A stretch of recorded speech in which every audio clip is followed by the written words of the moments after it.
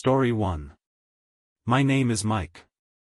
I graduated from the University of California, Berkeley, back in 2016.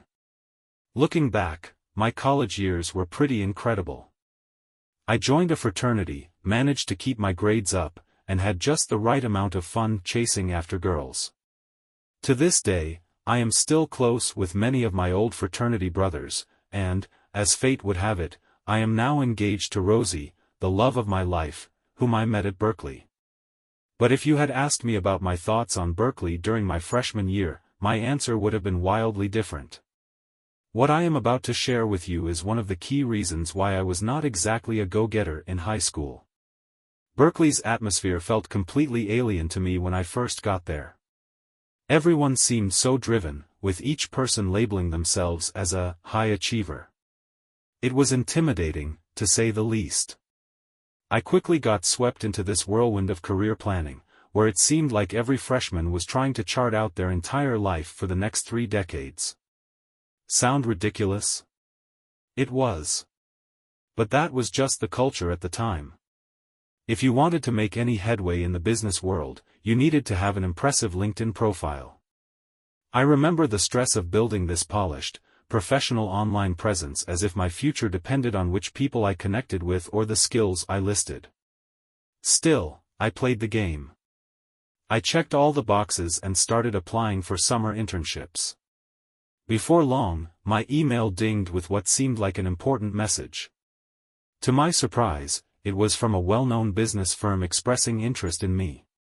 This was not one of those generic, automated messages, either.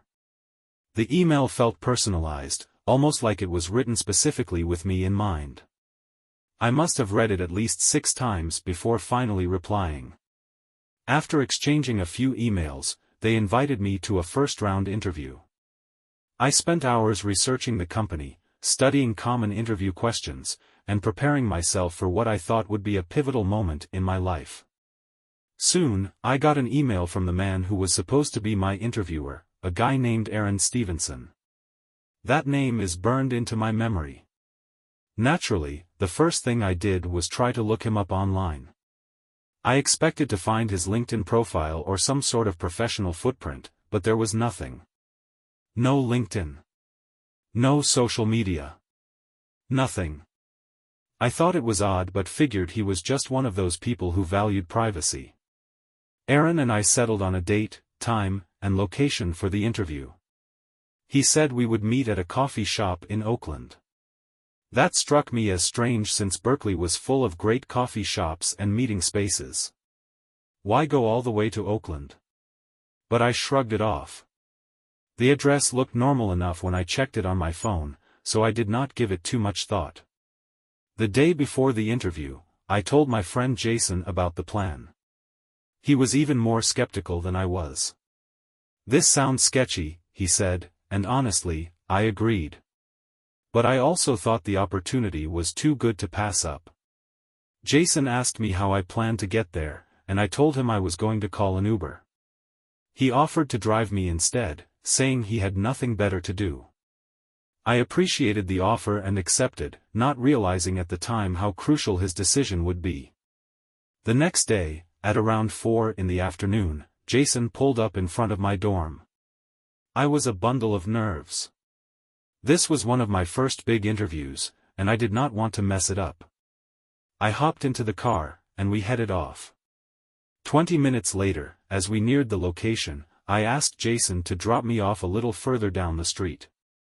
I did not want to look unprofessional by showing up with a friend.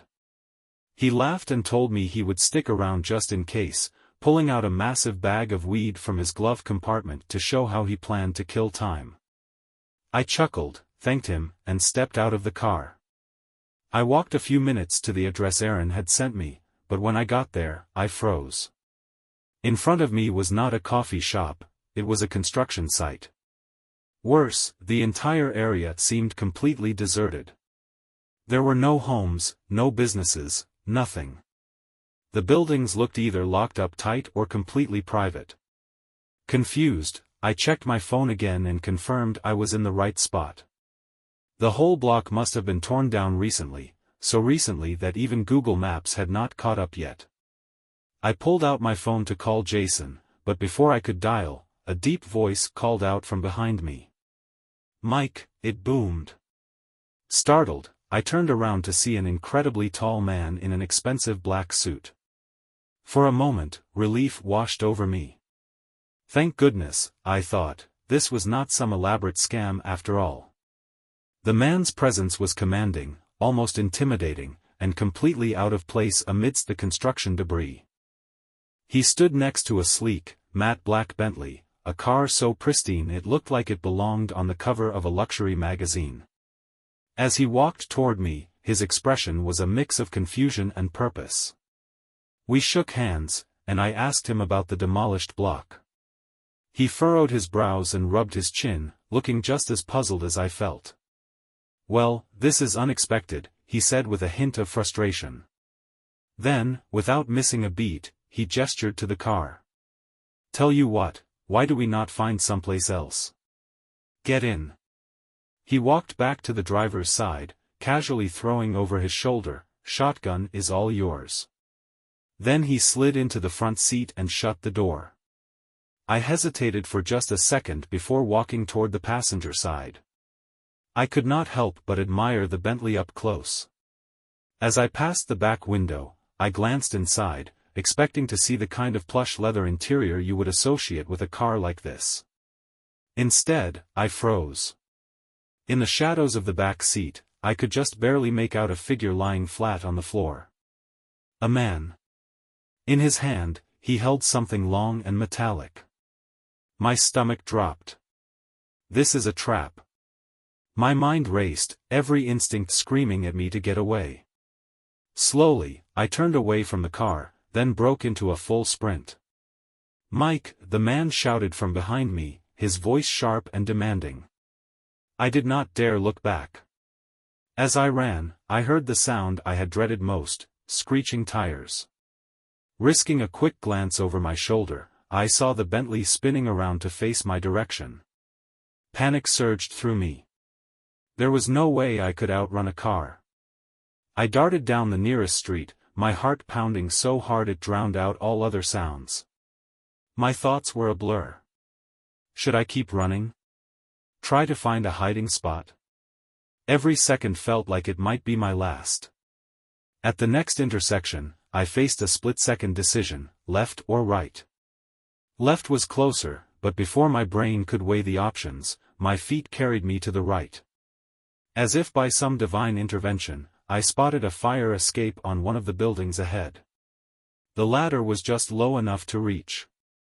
Fueled by sheer adrenaline, I leapt up and grabbed hold, pulling myself upward with every ounce of strength I had. I had never done a pull-up in my life, but the fear of what might happen if I failed made it possible. I scrambled up the ladder, my hands trembling as I climbed higher. The Bentley screeched to a halt below. I could not see the driver, but I could feel his eyes on me. For a long, agonizing moment, the car just sat there. Then, without warning, it peeled off, speeding down the street and disappearing around the corner. I stayed frozen on the fire escape, gasping for air and shaking. Finally, I pulled out my phone and called Jason, my voice breaking as I told him everything. It felt like an eternity before he arrived. I climbed down and got into his car, my legs barely holding me up. He did not say a word, just hit the gas and got us out of there. In the weeks that followed, I pushed the whole thing out of my mind. I refused to talk about it, even with Jason. As far as I was concerned, it never happened. But sometimes, like right now, I find myself replaying every horrifying moment, imagining what could have been the last day of my life. Story 2. This is a story from just a little while ago. My family and I were on the road, driving to college to help me move in. I am a first-year student, so the whole experience was exciting and nerve-wracking. When we finally got there, I found out that I would be living in a Jack and Jill setup. For those who do not know, that means 2 rooms share a bathroom, so in total, I would be living with 3 other guys. I already knew one of the guys from the other room since we met during orientation and hit it off. His roommate is not really important for this story, though. The one I want to talk about is my roommate, Darren. Before move-in day, I got Darren's social media information, and we exchanged messages to get acquainted. I tried chatting with him on Instagram, but his replies were dry and gave off a disinterested vibe. His profile, too, seemed like one of those stereotypical Discord mod types you see in Instagram Reels or TikTok clips. When we finally met in person, it was ironic how much he fit the description. He was about my height, pale, with a peach fuzz mustache, and had a skinny build. I tried striking up a conversation again, but he was even more introverted in person than online. Darren stuttered a lot and seemed like he wanted to escape every conversation as fast as possible. To lighten the mood, I asked him what kind of music he liked. His reply? He said he did not listen to music because it would not fill his cup of emptiness. That was unexpected, to say the least. It only got weirder from there. When he set up his PlayStation 5, he immediately jumped into gaming. Now, gaming itself is not strange, I play games too, but it was the way Darren played. He made these odd grunting noises, shook his body violently, and laughed while mashing the controller buttons. Occasionally, he would put his feet into the desk cabinet and then pull them back toward his body during these episodes. As he gamed, he whispered to himself, sometimes repeating what he said twice with this giggle that sent shivers down my spine. He stayed in the room almost all the time, rarely doing any homework. His late-night gaming sessions made it hard for me to sleep, but that was not the worst part. About a week into living there, I had gone out with some friends from my dorm building. I came back pretty late, around 1 in the morning. When I walked in, Darren appeared to be asleep in his bed, so I did not think much of it. I went to my cabinet, which is right next to my bed, but then I felt this eerie sensation, like my arm hairs standing on end. I turned around, and there he was, staring at me with this faint grin on his face. I yelped, "Holy crap, Darren.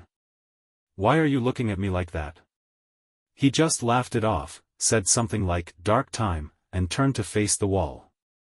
This freaked me out, and it happened 3 more times after that. I tried to move out, but the college told me there were no open dorms. I even tried switching to the other room in the suite, but one of the roommates there refused to budge. So, I was stuck with Darren for the semester. After about 3 months, things took an even stranger turn. One day, I came back from my English class. When I opened the door, Darren jumped up in a panic and asked why I was back so early. The odd thing was that I was actually back later than usual because my class had ended late. I asked if he needed the room to himself, but he declined. Instead, he struck this bizarre pose, like something out of an anime, and said I should not worry. The whole thing made me uncomfortable. I noticed a box on his desk and casually asked about it. He brushed it off, saying it was not important.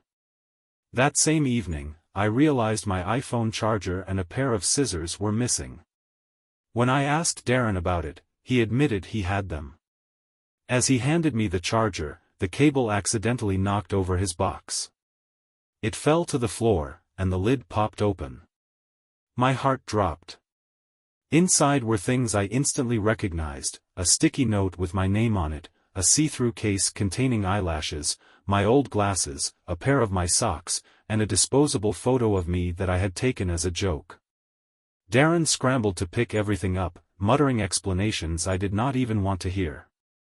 I shouted at him to get out of the room, and he left immediately.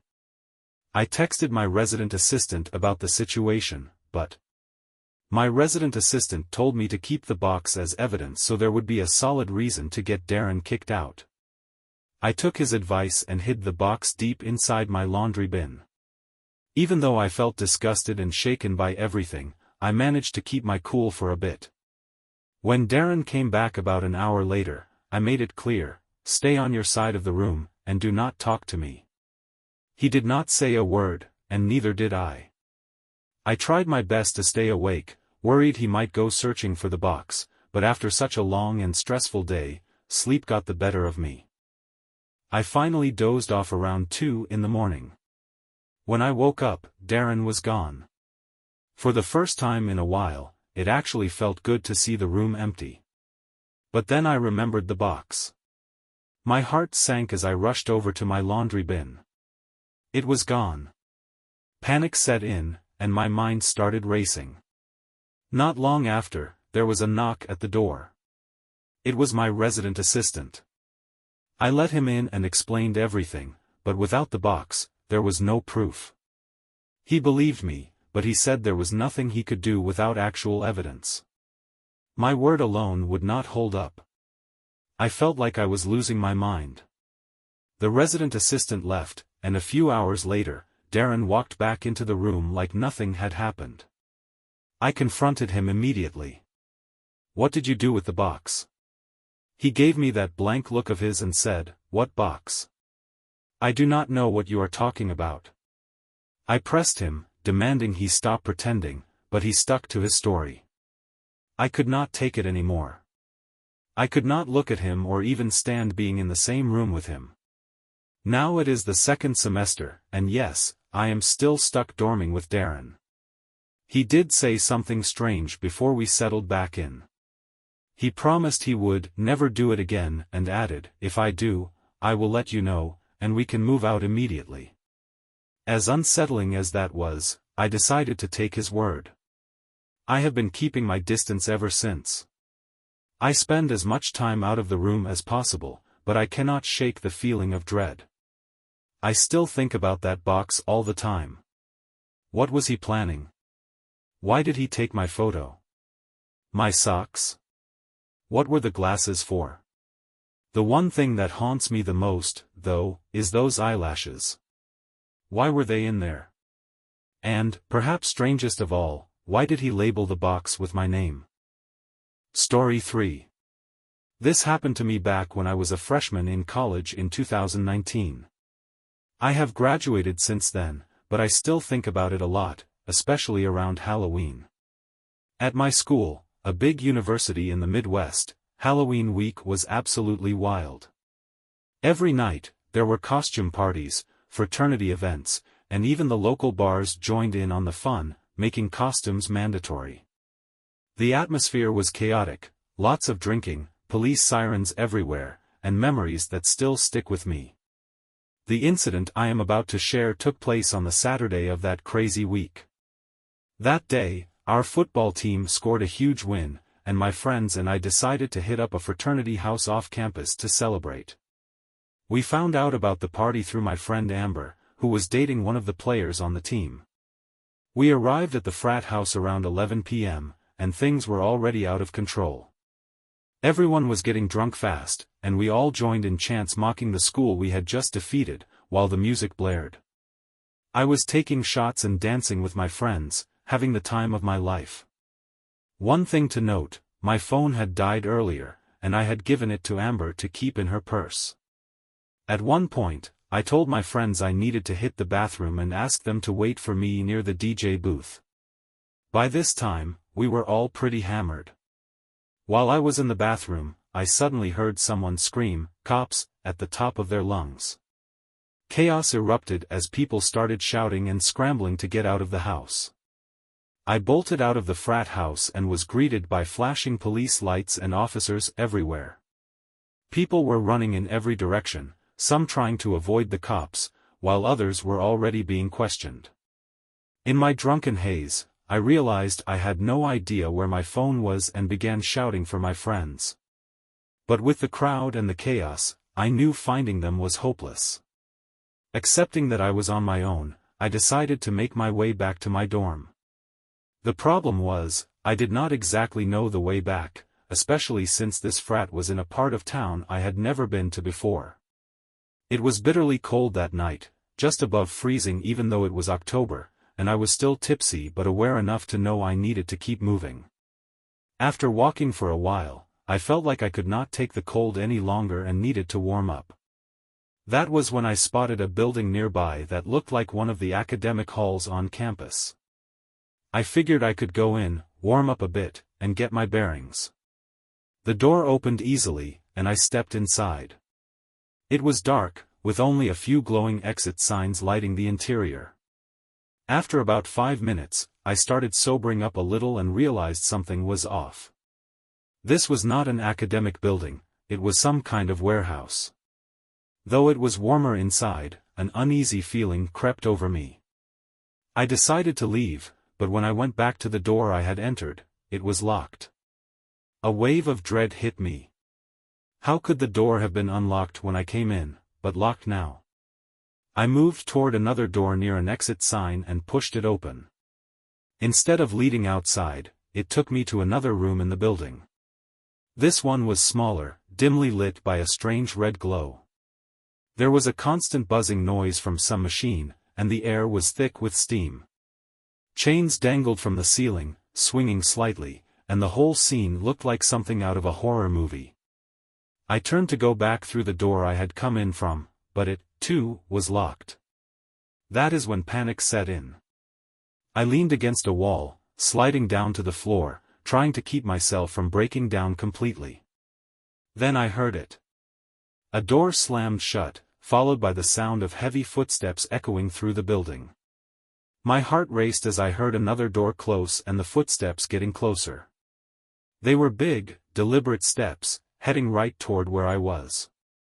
I saw another door nearby and, as quietly as I could, slipped through it.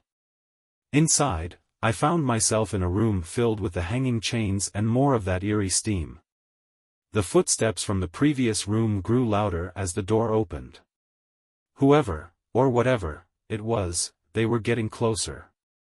My instincts kicked in, and I spotted a window. With all the strength I could muster, I kicked at it again and again until the glass shattered. The sound of the footsteps turned into a sprint as they headed for the door. I knew I only had seconds. Without thinking, I climbed through the broken window and leapt outside, not even noticing what was on the other side. The spot where I landed turned out to be a steep drop. I fell about 10 feet out of the window and came crashing down onto 2 large recycling bins. The impact knocked the wind out of me, and for a moment, I just lay there, stunned. Slowly, I pushed myself up, my whole body aching. I glanced back up at the shattered window, my heart racing. At first, it seemed empty, but the unease in my gut kept me frozen. Then I saw it, a figure appeared in the window, scanning the area. My stomach dropped, and I felt paralyzed by fear. Moving as quietly as I could, I crouched low and crept under some pine trees a few feet away, their shadows swallowing me up. From my hiding spot, I could still see the figure looking out of the window, turning their head as if searching for something, or someone. A surge of adrenaline hit me, and I knew I had to get out of there. Timing my movements carefully, I darted across the street, keeping to the shadows, and then broke into a full sprint. I ran as fast as my legs could carry me, not stopping for anything. My mind was racing as much as my heart. I had no idea how far I had gone or how long I had been running until I suddenly recognized a familiar sight. I was finally back near campus, near the side where my dorm was located. When I got to my dorm, I saw my friends standing outside, looking terrified. They rushed toward me the moment they saw me, bombarding me with questions and relief. They told me I had been gone for nearly 4 hours. Still shaken, I told them everything that had happened. As I described the night, their expressions turned from shock to outright disbelief. Their mouths hung open as they tried to process what I was saying. After talking it over, we pieced together that the building I had entered was an old warehouse that had been abandoned for years. That pit in my stomach returned with a vengeance when I realized the truth. Whoever had been in that building was not a cop or some kind of night security guard. It was a stranger, someone who had no business being there, just like me. Even now, thinking about it makes me sick. The thought of what could have happened if I had made even one wrong move, or if I had not stayed quiet, chills me to my core. Whoever, or whatever, that figure was, they had been after me. I tried to find out more about that building and who might have been there, but no information ever came up. To this day, it remains the scariest thing I have ever experienced.